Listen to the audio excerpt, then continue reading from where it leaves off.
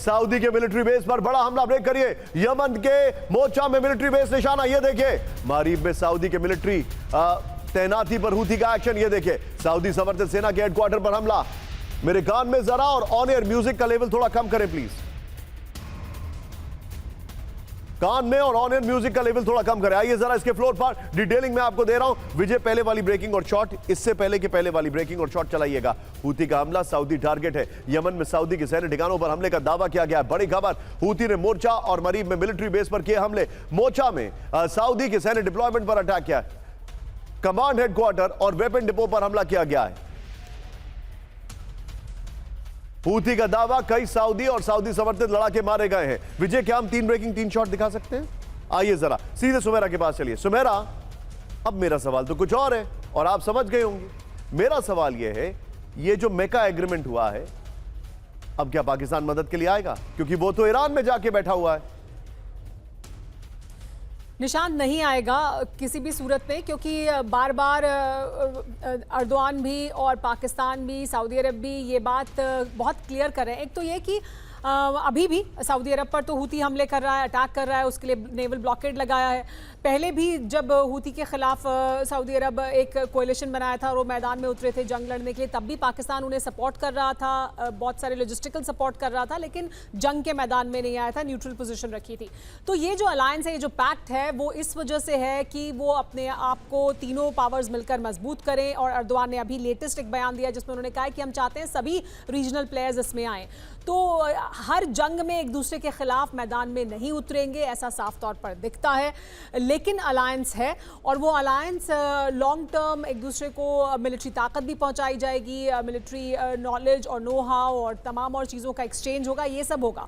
लेकिन ऐसा नहीं होगा कि अगर युद्ध शुरू हो जाएगा तो फौरन मैदान में उतर आएंगे। हालांकि उन्होंने कहा यही है पैक्ट में, लेकिन ऐसा लगता नहीं है जमीन पर ऐसा होगा, क्योंकि पहला टेस्ट तो हूथी वाला ही है। और सुमेरा, इसमें सबसे बड़ा लूपहोल जो है वो ये है कि वो जो मेका एग्रीमेंट है उसमें ये है कि जो न्यू अटैक्स है, जो न्यू वॉरफेयर है, उसमें हम साथ आएंगे। अब कौन डिसाइड करेगा ये न्यू है या ओल्ड है? ये अपने आप में एक और इंटरेस्टिंग एलिमेंट है। सुमेरा, मैं आपके पास आ रहा हूं। एक और बड़ी खबर, बाब अल मंदेब में हूथी विद्रोहियों का हमला, ब्रेक करिए जरा। सऊदी के शिप पर हूथी का मिसाइल हमला, बहुत बड़ी खबर है। सैन्य सामान ले जा रहा था सऊदी का शिप, ब्रेकिंग और शॉट। हूथी हमले के बाद तबाही का वीडियो आया सामने, बड़ी खबर। ये देखिए, रेड सी में हूथी हमले के बाद बड़ा खतरा, बड़ी खबर। फिर एक और बड़ी खबर, ब्रेक करिए। लाल सागर में हूथी हमले में 4 क्रू मेंबर्स की मौत, ब्रेक करिए।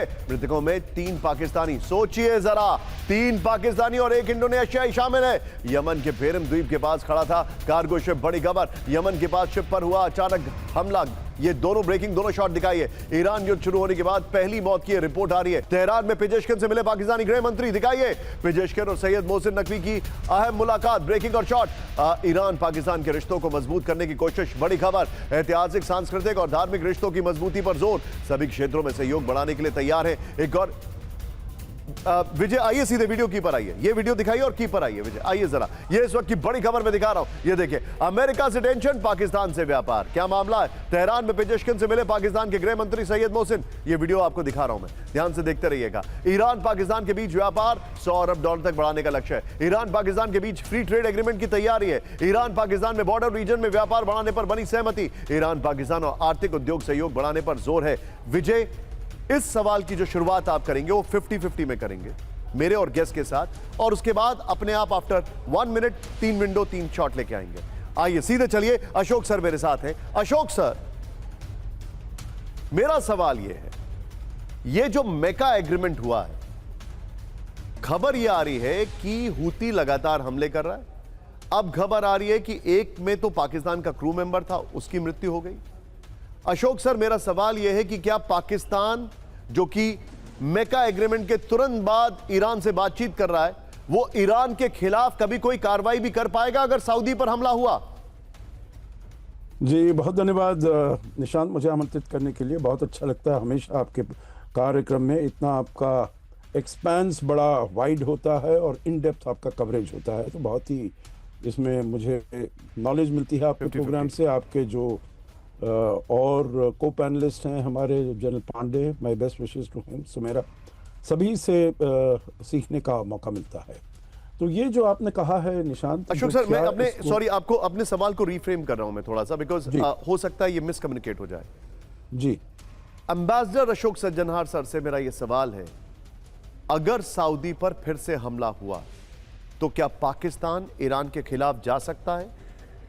क्या टर्की ईरान पर हमला कर सकता है? Your take. वेरी अनलाइकली मेरे विचार से। ये जैसे अभी एक उनके पाकिस्तान के पहले जो एम्बेसडर हुआ करते थे यूनाइटेड स्टेट्स में, उन्होंने अपने ही उसमें लिखा है, पोस्ट में लिखा है that this agreement is nothing more than a piece of paper.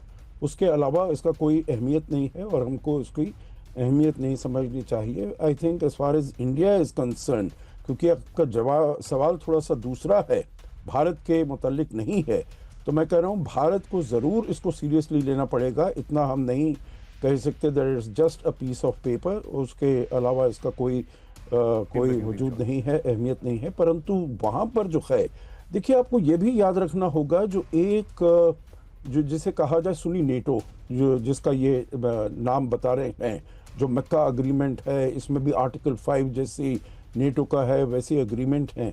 परंतु देखिए बहुत साल से वहाँ पर सऊदी अरेबिया में एक और सुन्नी नेटो पड़ा हुआ, जिसमें राहिल शरीफ उसके जो पहले पाकिस्तान के आर्मी चीफ थे, वो उसके हेड हैं वहाँ पर। वो कुछ नहीं कर पाए हैं और वहाँ पर केवल ये 3 देशों का नहीं परंतु बहुत सारे देशों का जो आर्मी है, उनके जो मिलिट्री फोर्सेस हैं, वो मिलकर खड़े हुए हैं।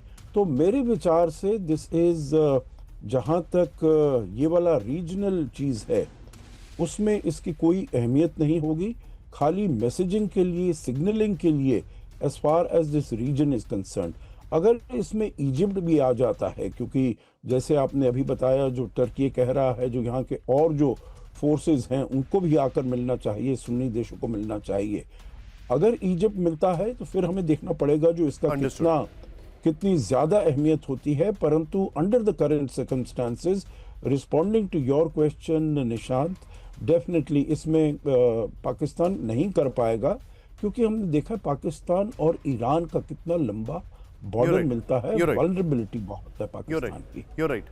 You're absolutely right. और सर एक पर्सपेक्टिव लोग नहीं भूलते हैं, मतलब वो लोगों को नहीं भूलना चाहिए कि बलोच लड़ाकों को एक जमाने में ईरान के रास्ते के थ्रू हथियार मिलते थे। अगर वो एक्टिवेट हो गया फिर से एक अलग स्केल पर, तो फिर Pakistan will be a sandwich, complete sandwich.